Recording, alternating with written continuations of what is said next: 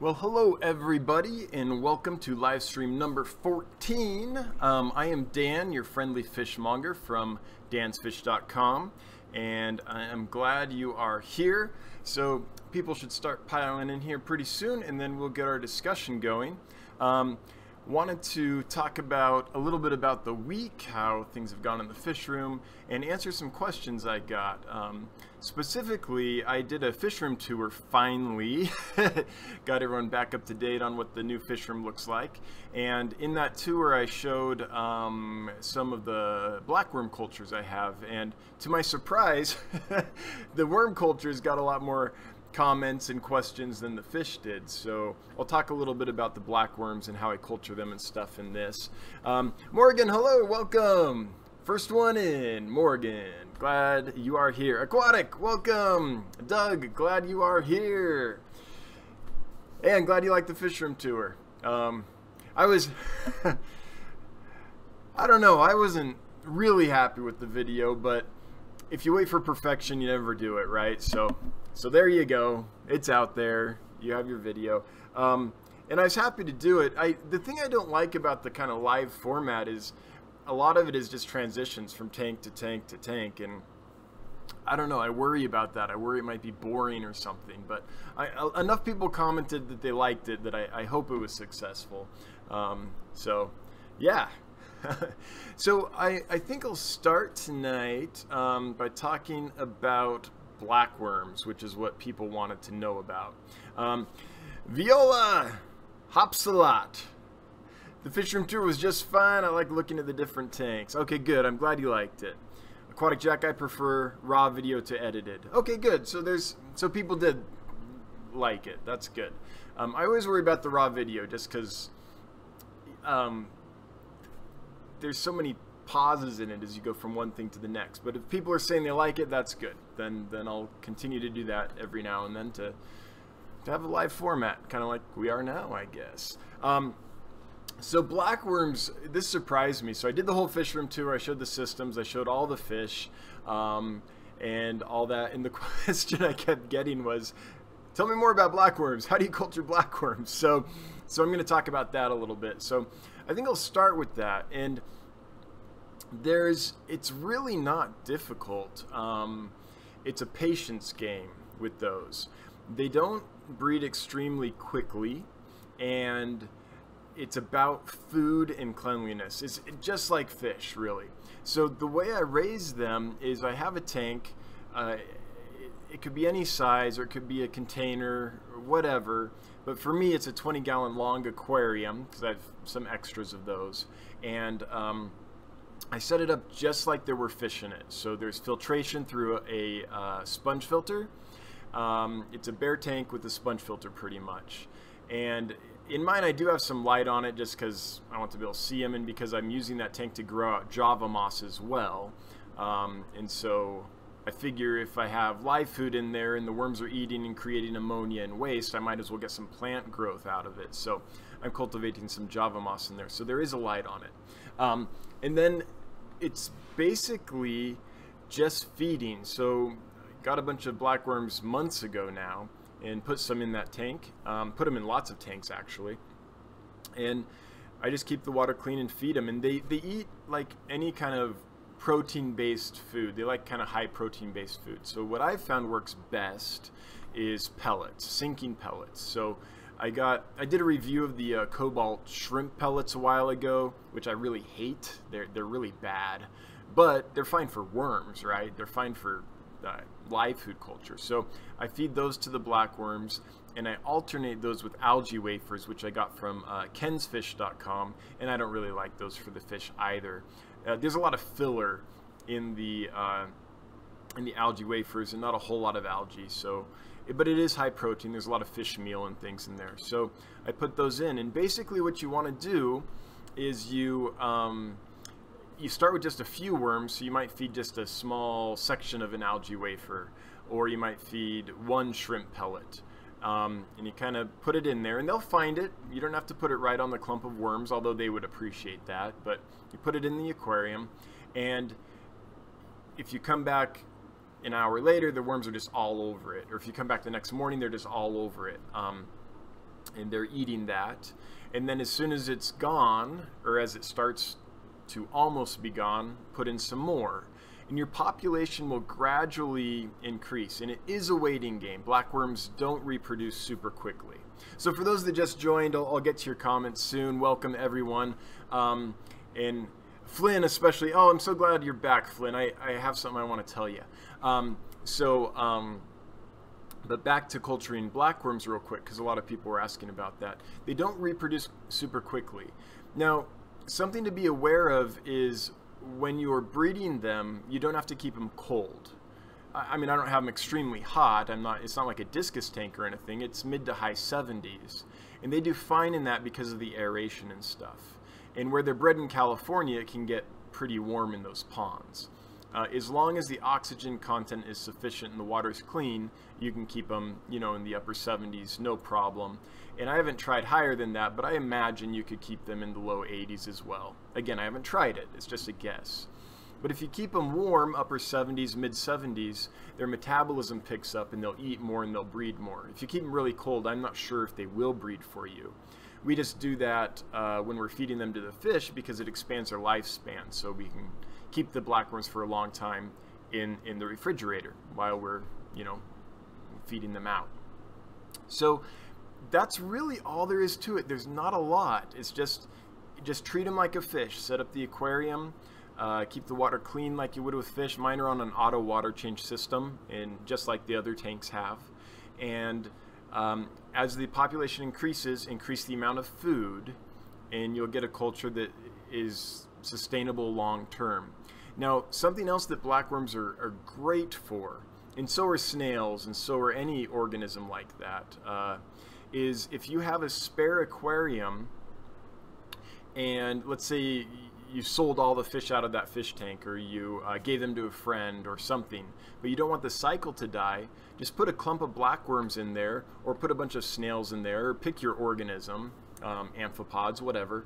Blackworms are great though. And keep feeding them, and not only will you get this culture of blackworms that's expanding that you can feed from, but it'll keep your cycle going. So anytime I have a spare tank, I'll put a bunch of blackworms in there, or amphipods, which we know as scuds, or snails, and just keep feeding them. And that's the way you can keep your tank alive and active while you're generating live food for your puffer, if it's snails, or for your other fish. So, but that's really what it is I just set up a blank tank, put some worms in there, filter it, keep the water clean, and just keep as much food on them as they'll eat in about a day. Sinking pellets, and gradually increase the amount of food. It's really that simple, and it's about patience. Now, how the big farms do it that breed blackworms in quantity, say in California or whatever, is they have these big long ponds full of them, and they'll take a rake and rake over the worms, which breaks them into segments, and those different segments then generate into new worms. So that's how they populate them more quickly.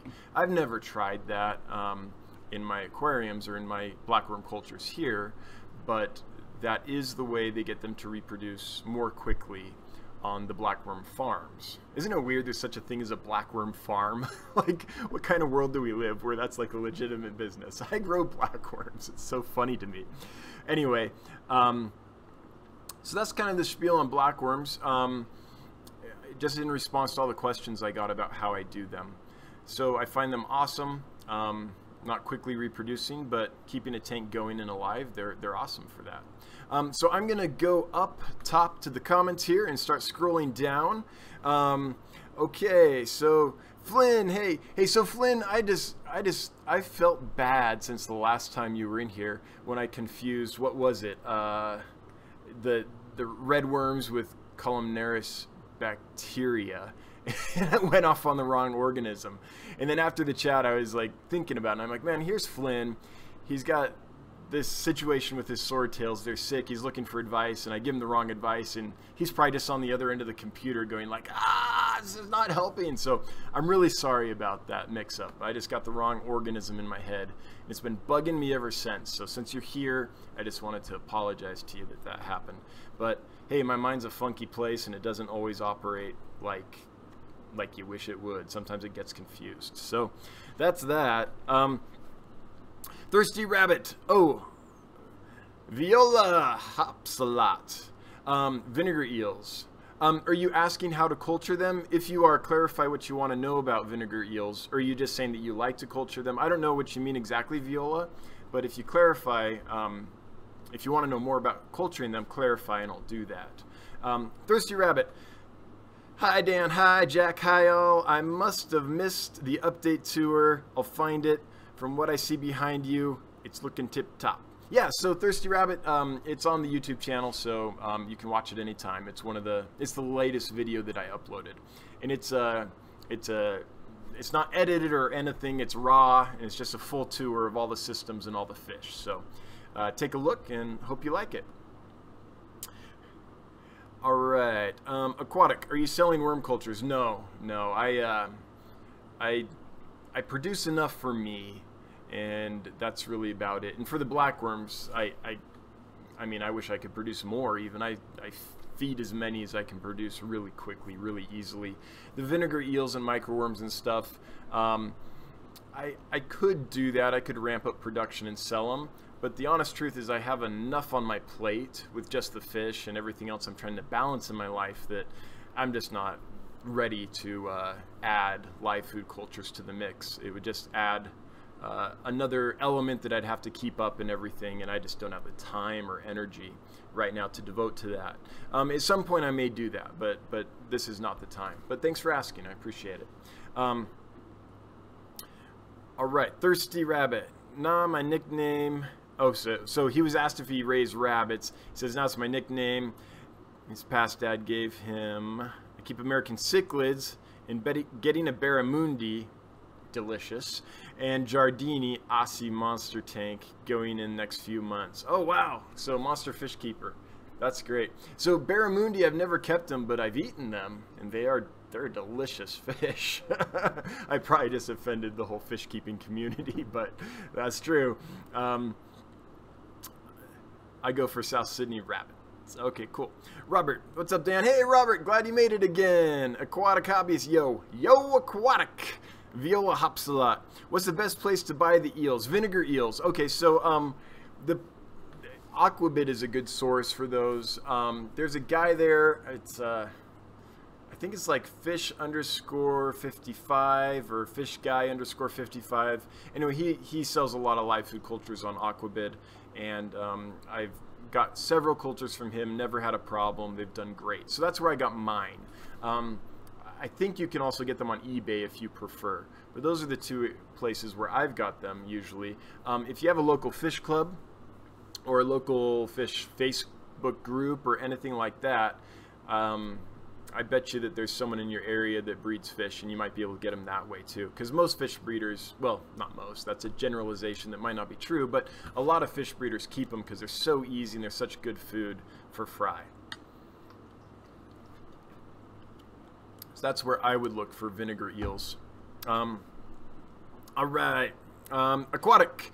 How much does a 20 long produce in blackworms? Oh man, that's a good question. I've never measured it, but it's probably enough for me to feed out of twice a week. Not every tank, but I have some species, some wild bettas and some gobies and stuff like that that don't want to eat pellets or flakes or stuff. So I feed them frozen a lot. But to get them some bulk, some real protein and fat, I'll feed the blackworms to them once or twice a week. So enough to keep them going once or twice a week, and then also offer a treat to a few other tanks maybe, is all it is. And so I don't have a sense of pounds or anything, but it's maybe a clump. What's that? Silver dollar size clump maybe. And that's not just from 120 gallon long. I have like a few, and so I'll harvest out of them.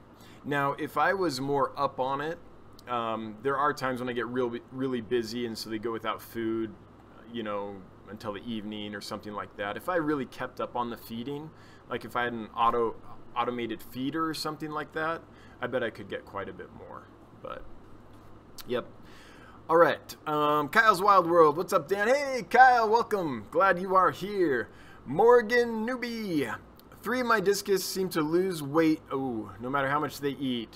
1 is paper thin at this point. I've dewormed and treated for bacterial infection. What am I missing?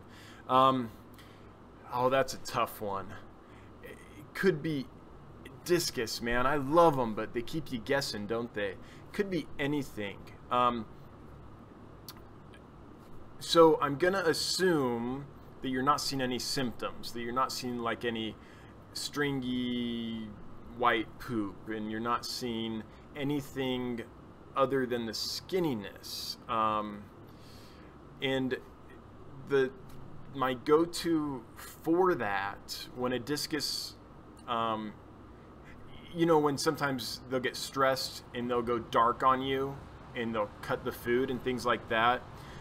Anytime a discus has something that I just can't figure out, and I've tried the things that make sense and I'm going nowhere, when I'm at the point where it's like I have to do something or I'll lose the fish, but before they're so emaciated and gone that nothing can happen to save them, then my go-to is copper.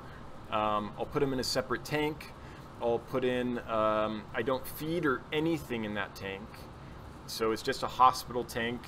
No, there's a little water flow just to keep everything suspended and air and stuff like that, but there might not even be any filtration because it's just a tank I set up. Usually it's a 20-gallon long, and I'll put a discus in that. If it was a full-grown discus, you would probably want a higher tank, like a 20-gallon, but for a partly grown, I just generally use a 20-gallon long because I have them laying around. And I put in copper, and I use Copper Safe, and I put it in there and I leave them for about a week, and I don't feed them or change the water or anything. I just keep the water warm and aerated. And I found that oftentimes that will get whatever it is. The discus's color will improve, at which point I'll do these tiny little test feedings to see if it'll eat, and once it will, then I start feeding again, just always keeping really good care of the water quality, because it's not like an established filter or anything like that. I mean, we're using copper. That can be really hard on a lot of organisms. So once I've established that they're eating and things, then I'll usually keep them in that hospital tank until they've got, I feel like they've adjusted back to life again. The color's improved, they're eating, and then at that point I'll move them back to another tank where they can live out their life. So if you haven't tried copper yet, and if you've tried everything else and it hasn't worked, you might want to try copper. I don't know if it'll work for you, but it's a way I've turned around discus that I really didn't think I could turn around.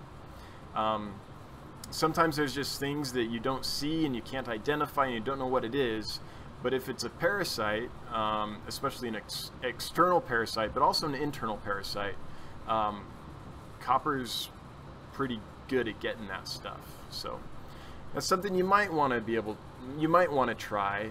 It's totally up to you. I'm not a fish doctor. I'm not a vet. I'm usually a little reluctant to say try this, but if you're at the point where you're like, I don't know what else to do and this thing's gonna suffer if I don't do something, then try copper. Copper Safe has worked for me. And man, fingers crossed. That's a tough one though. Discus are discus for a reason, right? They just keep us guessing. So good luck. I hope whatever you do, it works. I sincerely do. Kyle's Wild World. So I unknowingly bred those Betahendra. Yes! That's awesome! 2 spawns happened at the same time, and I didn't even notice because all the plants and how the tanks are set up.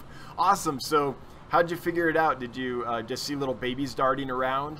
And are you able to raise them up? Because if you are, at some point, I might be interested in some of those, Kyle.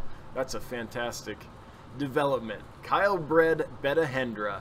For those of you that don't know that fish, give it a Google. It's a wild type betta. Really, really beautiful. Thirsty. Nah, mate, I eat them too, the barramundi. and unreal to catch. My last bear I kept was a lot like Oscar's as a wet pet. Yeah, so big old barramundi, monster fish wet pet, that sounds fun. Peter, hi Dan. Well, hi Peter, glad you are here. Greetings from Little Rock. Greetings from Wyoming.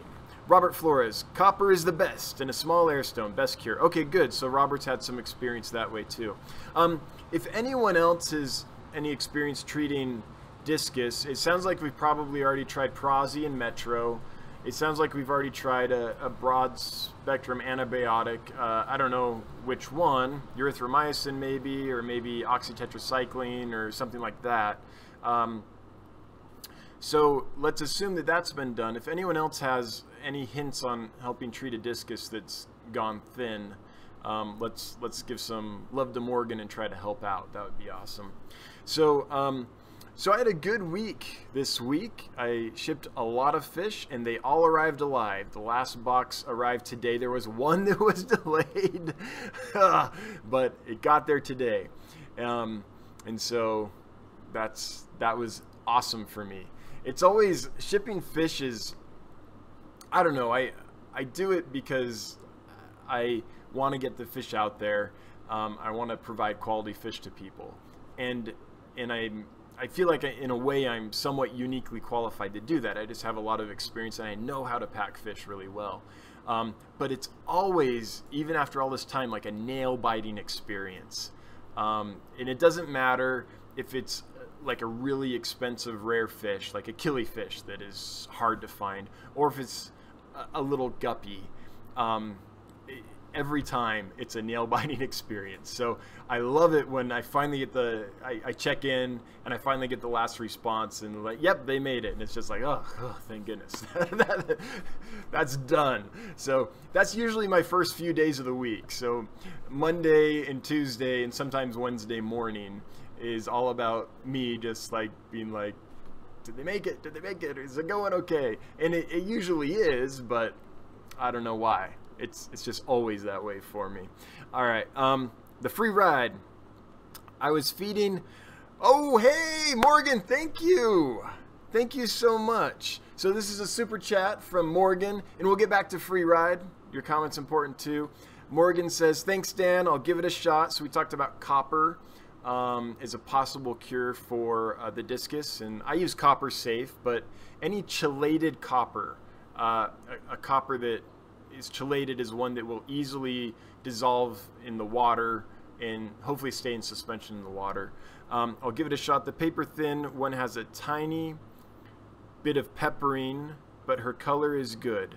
She's a sweetheart and comes to my hand, eats like a pig too, so I hope she'll get through. Man, I hope so, Morgan. But I know what you mean. For me, what would happen is the discus would go dark, and then so dark that sometimes I would be like, do they have velvet? But it's hard to see when they're that dark if they have the velvet on them or not. And if you shine a light, sometimes it looks like they do, but then is it like, is that velvet or is that just chromatophores? Is that just, you know, the tiny little pigment cells? And you can't tell. But yeah, let us know how it goes, Morgan. I hope it works. And you already know this, I'm sure, but the other thing with a hospital tank for discus is, you know, 86 degrees would be great. Keep them hot. All right, so back to the free ride. Oh, and by the way, I think that's only my 4th super chat ever, so it's super cool and meaningful. Thank you. Might be the 5th. No, I'm pretty sure it's the 4th. Okay, back to free ride. I promise, free ride, I'm actually answering your question or reading your comment this time. I was feeding live brine to the adults and the babies came out to try and hunt them. Oh, cool. Oh, wait, this is the free ride. Hang on. I'm not sure which fish we're talking about. Is that Kyle? Is that you? Are you talking about Betahendra? But as the free ride? I don't know. I think so. So he's feeding live brine and the babies came out to eat them. I have counted 6 so far. I'll definitely be able to raise them up. They're about 5 to 10 millimeters now past baby brine shrimp. Though I'm still feeding baby brine shrimp in small young gridnels. Cool. Awesome. I think that's Kyle responding to the question about Beta Hendra. I'm not quite sure, but that's awesome. If that's Kyle, I know what we're talking about. If not, clue me in. Susie Q O'Connor, good evening all. Susie Q, I'm glad you made it. Welcome. Glad you're here. Oh, okay, Kyle did switch accounts. Okay, so if you start getting weird messages from the free ride, we know who that is, right? That is the troll Kyle's Wild World. Your secret is revealed, Kyle. No. All right, so, gotcha. Okay, Kyle cleared up that he is also the free ride. Morgan, thanks to Robert. Yep. And anyone else, if anyone else knows anything about treating discus, once the general normal treatments are done, let us know. Aqua Apprentice, hi Dan and everybody. Late, kid would not fall asleep today. Oh man, I remember those days. I don't know how old your kid is, but for anyone that's thinking of having kids, here's the secret. Anytime they're asleep, you sleep too. When you have a newborn, when it's the first few months. Because you're just going to get so little sleep that anytime they're down and you're like, well, I could shower. Don't do it. Sleep. Or, man, I could clean the house. You know, the house will be okay. Sleep. Because you might get an hour today. So that's my only rule of childcare is when they're young. The rule is when the kid's asleep, I'm asleep. That's it. All right. Morgan, it's Canadian money, so it barely counts. Oh, gotcha. Well, hey, I'm still glad for the super chat, Morgan. That's awesome. Thank you. Kyle, yeah, I'm the free ride. All right, gotcha. It's all cleared up. Will the real Kyle's Wild World please stand up? Aqua Apprentice, did you happen to cover the black worms already? We did, Aqua. We started with that. To answer your question, and there were actually several people that asked about the blackworms. So once this uploads, you can see that. But just to briefly recap, I just set them up like I'm doing fish, basically. Oh, there is one thing I forgot to mention earlier, though, when I was talking about the blackworm cultures, which is I'm just using bare-bottom tanks with some Java moss in some of them, and some leaf litter in some. But they would appreciate some kind of surface thing. So there's two ideas I have for that. One is just a small, like, plastic container. You know, like you would store food in your fridge with gravel in it and put the worms in there, because then I could concentrate the worms in the food. That might help. And the other is maybe some, like, Matala mat or something that I could push down on the bottom, maybe put a rock on it to keep it submerged, just so they have places to go in. And then to harvest them, I would just lift up the Matala mat and shake it out in a container of water. So I did forget to mention that. But yeah, Aqua Apprentice, if you go back when this uploads, you'll see the spiel on culturing blackworms. Steve, what up, dude? What up, Steve? Glad you are here. Kyle's Wild World, hello. It's my MTB channel I haven't made yet. That's awesome. Although I have no idea what MTB is. Hang on. You millennials in your speak. MTB stands for M&T Bank? No. No. Mountain bike reviews? Is that what it is? I don't know. I don't know what MTB means, and Google is letting me down.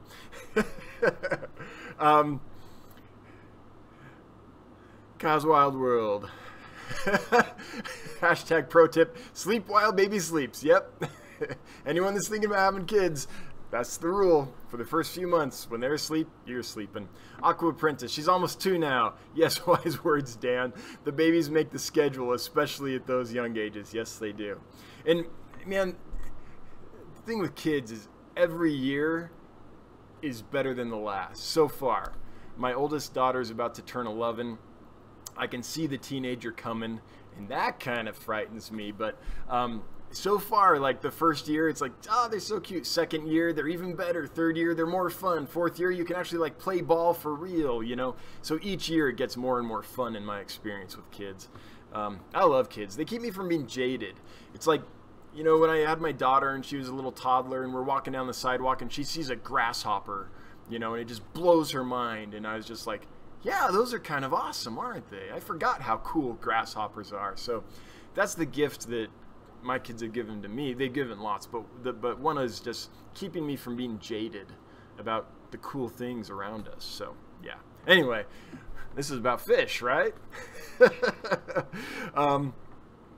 Aquatic will go back and watch about Wild World, or about Black Worms, cool. And then Kyle's Wild World reviews mountain bikes, cool. Lol, I'll forget that people who don't mountain bike don't know. Yeah, I don't. Well, I have a brother that's way into mountain biking. I don't know if he still does, but he used to manage Mad Dog Cycling, which was a mountain bike racing team. He's all into that. Papa Doubles, hi Dan. Well, hey Papa, glad you are here. Morgan, I didn't know until my girlfriend worked at the local bike shop. Took me a while to get it even then. MTB, mountain bike. For those who do that. Now you know. Now you know. So I want to hear if anyone else had any fish breed this week. I want to hear your experience. I want to know what bred.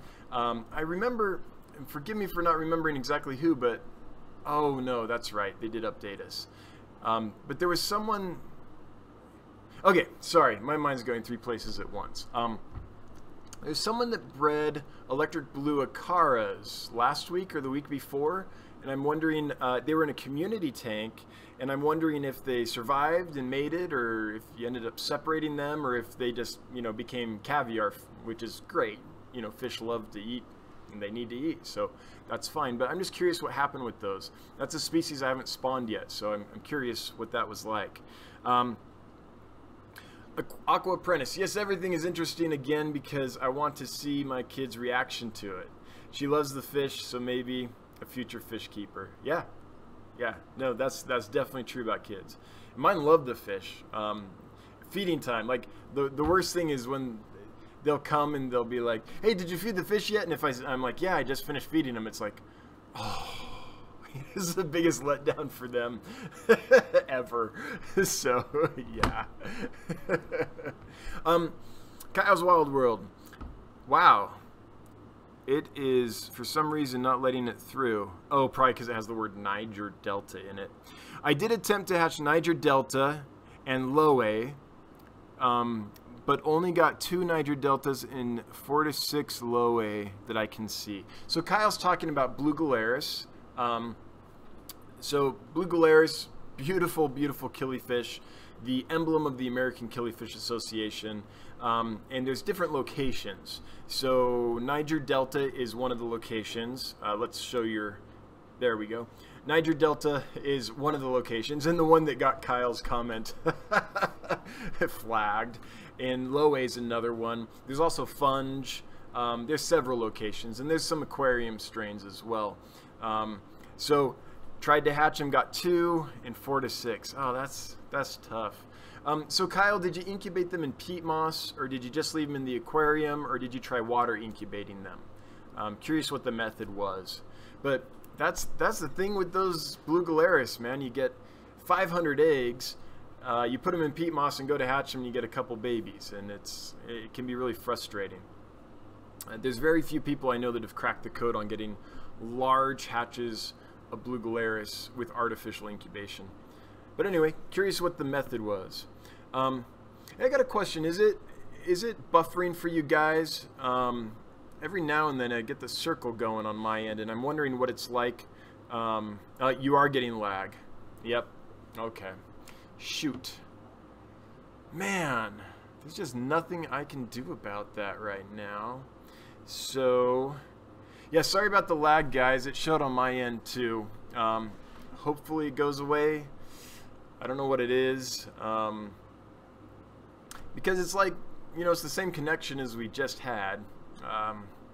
So hopefully it goes away. If it keeps being a persistent problem, in long term, I'll just cut the stream short because that's no fun. But looks like maybe it's okay.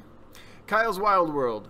I did incubate in peat moss for those 2 since they had already been in the peat. Okay, I'm attempting just leave the eggs in the tank now for my dwarf reds. Okay, cool. So yeah, that's been my experience with Blue Gularis too. You get a ton of eggs, incubate them, and get a couple to hatch. So let me know what the natural method or leaving the eggs in the tank method does for you. If you leave them in for a couple weeks, there's a lot of plants, some gravel and stuff, and then take the parents out, you might get a nice hatch that way. Viola, my internet problem. I don't think it's you guys. Everybody's getting it, so it's probably either my internet or YouTube itself. Morgan, Aqua Apprentice, lag here too. I thought it was just my connection. Nope, it's everybody. Not sure what it is. What's up, Dan? Sorry I'm late. Fishing Glass, no worries, man. Fishing Glass is never late. He arrives precisely when he means to, right? Yeah, glad you are here. I'm gonna check one thing with the lag. Let me just see if my kids are upstairs, like streaming movies or something on Netflix. Let me see if I can. If that's the case, then I'll just change that. But hang on.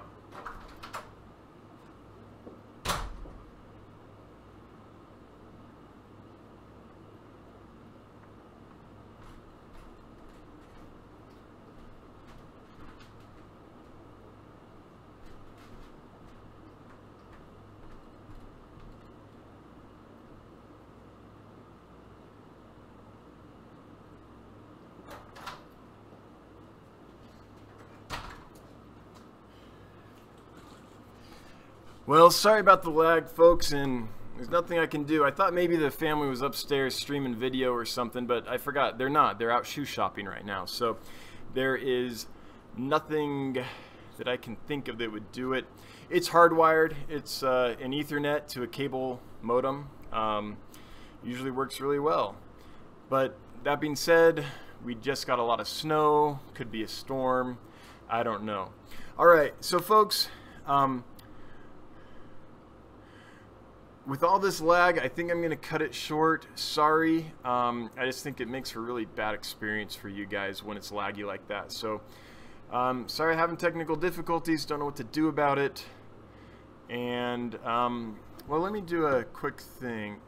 No, I don't want to make you guys wait while I try to fix it. So, thanks for coming, everybody. Wish it was longer. Sorry about that. But, hey, we had a good time for a while. We'll count that as a win, I guess. And I'm going to go ahead and cut the stream just because it's lagging so bad. All right. Thanks, folks. I will be streaming again next Wednesday, 7 p.m. Mountain Time if you want to join.